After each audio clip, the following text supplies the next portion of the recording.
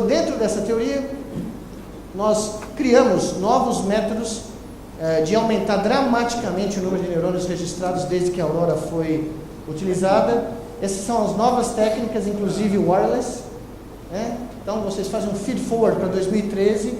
Hoje nós registramos quase 2.000 neurônios simultaneamente, em várias áreas simultâneas do córtex cerebral.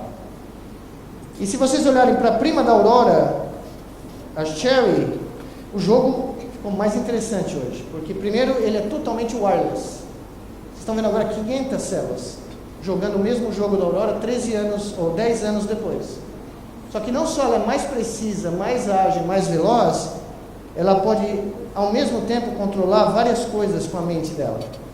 Então essa aqui é a Cherry controlando um carrinho do outro lado do nosso laboratório, usando a atividade cerebral diretamente. Ou seja, ela está jogando o mesmo jogo da Aurora, mas ela não tem cabos mais saindo do implante. Isso aqui é só uma coisa para proteger o implante, porque o macaco rezo gosta de cabecear tudo que está em volta dele, então não dá para cabecear um microchip de $300 mil, né, na cabeça. Isso são 10 anos. Mais do que isso, hoje nós temos, em vez de robôs, nós usamos avatares para os nossos macacos interagirem em meios virtuais. Esse trabalho não está publicado ainda. Eu vou assumir que nenhum de vocês vai sair correndo para o laboratório e reproduzir isso antes da gente publicar.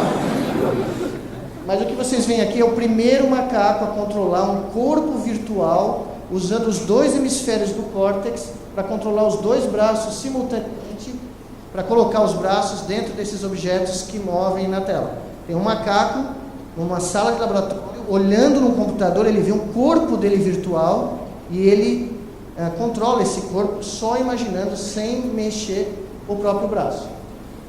O limite disso a gente ainda nem sabe, mas eu só vou mostrar 2 experimentos para terminar, mostrando que ele pode ser bem mais longínquo do que a gente possa imaginar. Essa libertação do cérebro do corpo pode ser muito mais dramática do que a gente imagina, não agora, mas em décadas futuras. Esse é um experimento que nós fizemos em 2007, onde um macaco na costa leste, 2 macacos na costa leste aprenderam a andar numa esteira de exercício, como a gente faz, né?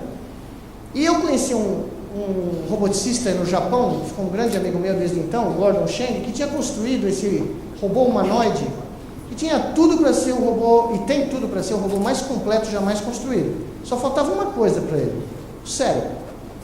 Mecanicamente ele é espetacular, ele usa tecnologias, a gente passaria a noite só falando delas aqui, mas ele não tinha um sistema nervoso central que permitisse a ele realizar o sonho de todo robô humanoide, que é andar como um primata, ou particularmente como um ser humano.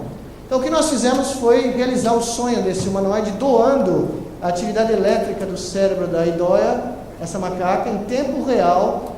A atividade de 300 células era transmitida para o Japão, e o robô andava, como vocês vão ver no Japão, e câmeras de vídeo transmitiam de volta para uma tela enorme na frente da Idoia as pernas do robô andando no Japão. Enquanto ela visse aquelas pernas andando, ela nem precisava se mexer mais nos Estados Unidos, porque ela era recompensada por cada passo correto do robô. Então, se o robô pisava no chão no lugar certo no Japão, a Idoia ganhava um pedaço de fruta. Então nós descobrimos que podia até desligar a esteira nos Estados Unidos, né, que o robô continuava andando sob o controle da mente da Idoia. Mais do que isso, essa viagem transcontinental levava 20 milissegundos a menos do que leva para um potencial de ação do cérebro da Idoia chegar no músculo dela. Ou seja, o robô no Japão pisava no chão antes da perna da Idoia, do pé da Idoia pisar no chão nos Estados Unidos, onde o cérebro dela estava, obviamente. Pois bem, esse aqui é um dos últimos experimentos de uma série, onde nós conseguimos usar a atividade cerebral dos nossos macacos para produzir um robô andando autonomamente no Japão. São os primeiros passos, né? Um dia chegaram para o Santos Dumont, em Paris, quando ele levantou o voo 14 bis, o 14 bis só saiu 80 centímetros do chão e voou por 80 metros. Um jornalista do Le Monde chegou: mas doutor Santos Dumont, professor Santos Dumont, eu não sei por que professor, né? Porque eu nunca fui para a escola, não tinha título nenhum, né? Os irmãos estão estão voando 240 quilômetros, mas o senhor no primeiro voo só voou 80 metros, né? O Santos Dumont, como bom mineiro, né? Tirou o chapéu, coçou a testa, olhou para o chão e virou para o jornalista do Le Monde, naquele francês meio macarrônico, provavelmente, né? Falou, meu filho, aqui os primeiros 80 metros são sempre mais difíceis, né? Essa é a ciência, né? Os primeiros passos sempre são complicados.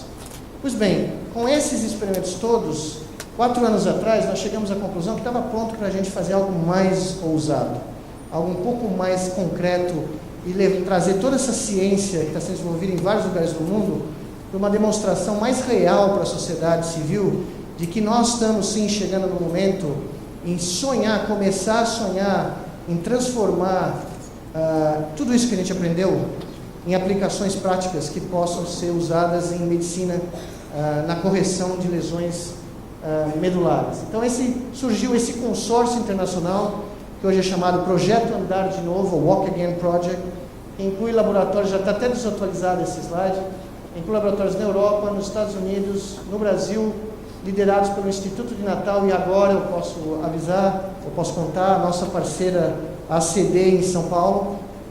Nós já temos laboratórios na China, em vários outros lugares do mundo que estão querendo se associar ao consórcio, porque o nosso objetivo é esse, é construir um exoesqueleto de corpo inteiro, de tal maneira que um paciente com lesões medulares, nesse primeiro caso, lesões paraplégicos, lesões da cintura para baixo, possam usar sinais derivados do cérebro, que não precisam ser só os sinais intracranianos, tem vários sinais que podem ser usados, para controlar essa veste robótica através desse princípio de interface cérebro-máquina e receber feedback de volta dessa veste para realizar ou restaurar a sua mobilidade.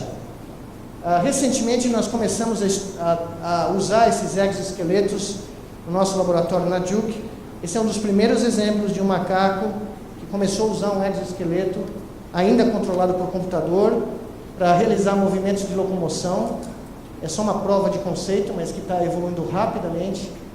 Vocês veem que o movimento da perna, o macaco é treinado para relaxar a perna, ele está recebendo fruta para não contrair os músculos. E tem um monitor na frente dele com atividade muscular que enquanto estiver zerado, ele ganha fruta. Se tiver alguma contração muscular, ele não ganha. Então, ele deixa zeradinho, relaxado, e ele consegue andar com esse exoesqueleto. Porque a nossa ideia, acreditem se quiser, foi apresentada ao mundo em agosto do ano passado, nessa revista chamada Scientific American. Essa é a imagem criada por um dos artistas, né, da Scientific American, americano, que nunca veio ao Brasil, não entende absolutamente nada de futebol, e que num instante capturou a magnitude do que a gente queria fazer. E essa ideia simboliza o nosso desejo desse consórcio, agora financiado pelo governo brasileiro, exclusivamente pelo governo brasileiro, realizado aqui no Brasil em colaboração com todas essas universidades do mundo, de tentar realizar a primeira demonstração pública desse conceito na abertura do primeiro jogo da Copa do Mundo, do dia 12 de junho de 2014, às 5 da tarde, no estádio errado de São Paulo, né? Tentar que um brasileiro, uma brasileira jovem, se levante, ande até o centro do campo e seja responsável pelo chute inicial da Copa do Mundo. Esse artista suíço, é um artista gráfico computacional suíço, capturou essa ideia. Os detalhes técnicos não estão corretos, não preste atenção, mas ele descreveu muito bem qual é a ideia. Vocês têm uma pessoa que está sentada, os sinais do cérebro são transmitidos, tudo wireless, não tem mais fio. Esse exoesqueleto auxilia que essa pessoa assuma uma postura ereta. São 20 passos da linha do círculo central até o centro do campo, e a ideia é que esse seja um chute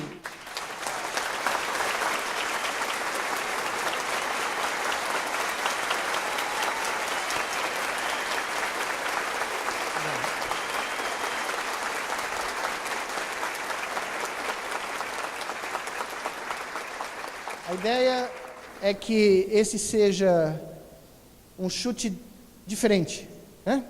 que o resto do mundo espera que a Copa do Mundo seja simplesmente a confirmação do estereótipo brasileiro que existe há quase um século. O país maravilhoso, lindo, o país do futebol, das pessoas lindas, da música maravilhosa, mas o que nós queremos é apresentar um outro Brasil para o mundo. Nós queremos chocar no bom sentido o mundo, mostrando que no país do futebol, no país que não criou, mas que aperfeiçoou consideravelmente o futebol, o chute da Copa do Mundo, o primeiro chute da Copa do Mundo, vai ser um presente de vocês, da sociedade brasileira, porque é vocês que estão pagando por isso, a sociedade brasileira para toda a humanidade. E mais do que isso, esse aqui, o dia que vocês nos visitarem no Campus do Cérebro, na inauguração, que infelizmente vai ser depois da Copa, estava planejado para ser na abertura da Copa, mas vai ser depois, nós vamos ter na entrada desse campus, o que eu pedi para o professor Galbinski, nosso arquiteto, idealizar o 14 bis do século XXI. E essa imagem que saiu do cérebro do professor Galbinski, todas as nossas crianças, cientistas, médicos, educadores, todo mundo que trabalha no campus do cérebro, toda manhã, vai passar por debaixo desse 14 bis, porque esse vai ser o campus do cérebro Alberto Santos Dumont, E o que nós queremos, eu quero particularmente, que cada um deles pense qual é o seu sonho impossível. Qual é o sonho que cada um deles gostaria de realizar? Porque se tudo der certo, se tudo isso, todas essas loucuras que eu mostrei a vocês, eventualmente funcionarem, porque é importante que todo mundo tenha isso em mente. Ousar em fazer algo como isso, não é problema algum. Falhar também não é problema algum. Porque mesmo falhando, a viagem até a tentativa vale a pena. Porque se não funcionar na Copa do Mundo, vai funcionar na Olimpíada. Se não funcionar na Olimpíada, vai funcionar na Paralimpíada.